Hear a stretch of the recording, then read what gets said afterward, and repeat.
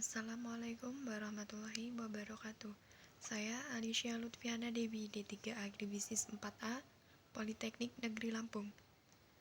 Di sini saya akan mempresentasikan tentang penyimpanan produk pertanian, mata kuliah Manajemen Logistik.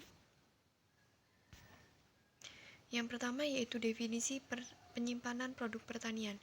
Penyimpanan adalah tindakan pengamanan barang, dalam hal ini komoditas pertanian, yang karena suatu keadaan atau tujuan harus ditahan untuk beberapa waktu sebelum dijual, didistribusikan, atau diproses lebih lanjut.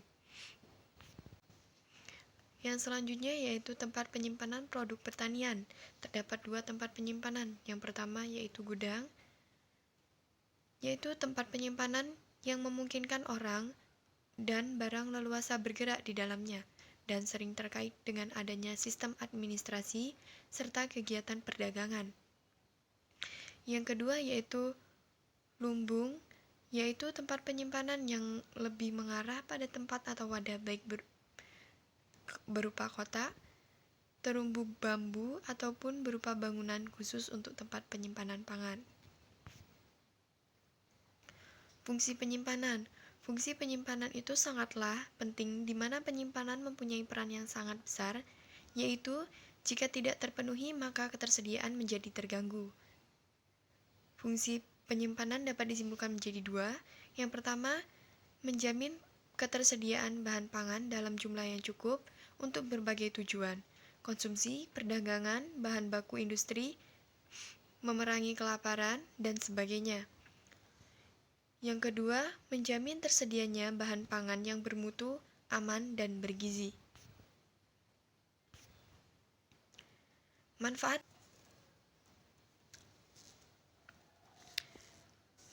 penyimpanan produk pertanian. Yang pertama, mempertahankan atau mengurangi susut kuantitatif atau susut bobot.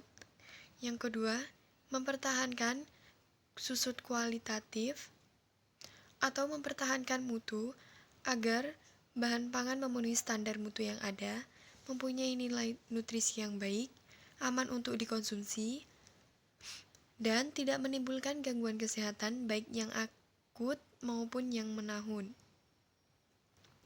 Yang ketiga, mempertahankan nilai ekonomis dari produk pangan yang disimpan. Karena secara umum adalah untuk pengamanan, baik dari pencurian maupun kerusakan oleh serangga, tikus, jasad rentik dan jalan menghindari, mengurangi atau menghilangkan berbagai faktor yang dapat mengurangi nilai komoditas. Tempat penyimpanan produk pertanian terbagi menjadi 4. Yang pertama, kondisi penyimpanan, penyimpanan modifikasi atau dan terkendali, penyimpanan vakum, dan penyimpanan hermatik. Dalam proses penyimpanan komoditas pertanian, dapat terjadi kehilangan. Kehilangan tersebut adalah yang pertama, kehilangan bobot atau susut berat, yang kedua, kehilangan mutu, yang ketiga, kehilangan nilai gizi, yang keempat, kehilangan keamanan, yang kelima, kehilangan harga, yang keenam, kehilangan hukum, yang ketujuh, kehilangan pasar, kedelapan, kehilangan kepercayaan. Faktor yang berperan dalam penyimpanan.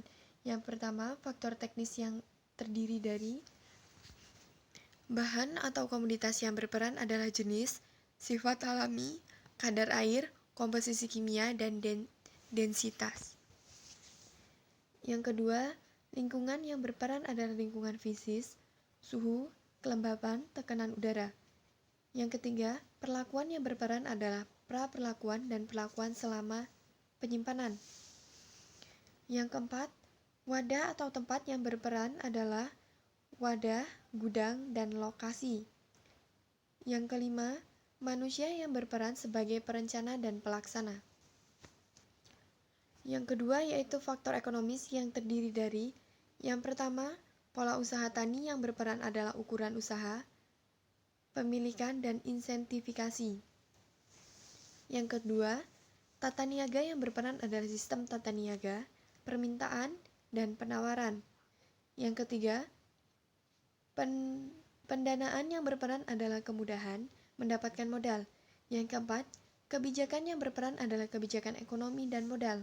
Yang kelima, keamanan yang berperan adalah ketenangan dan kegairahan usaha. Kerusakan yang terjadi dalam penyimpanan. Kerusakan yang terjadi baik secara langsung maupun tidak langsung dari kondisi penyimpanan terdiri 4. Yang pertama yaitu perubahan bentuk dan konsentrasi, perubahan warna, perubahan komposisi kimiawi komoditas. Kerusakan yang terjadi dalam penyimpanan. Kerusakan yang terjadi baik langsung maupun tidak langsung dari kondisi lingkungan penyimpanan. Yang pertama, perubahan bentuk dan konsentrasi, perubahan warna, perubahan komposisi kimiawi komoditas, perkembangbiakan organisme perusak. Sekian presentasi dari saya. Apabila ada yang salah, saya mohon maaf, dan kepada Allah saya mohon ampun. Saya akhiri. Wassalamualaikum warahmatullahi wabarakatuh.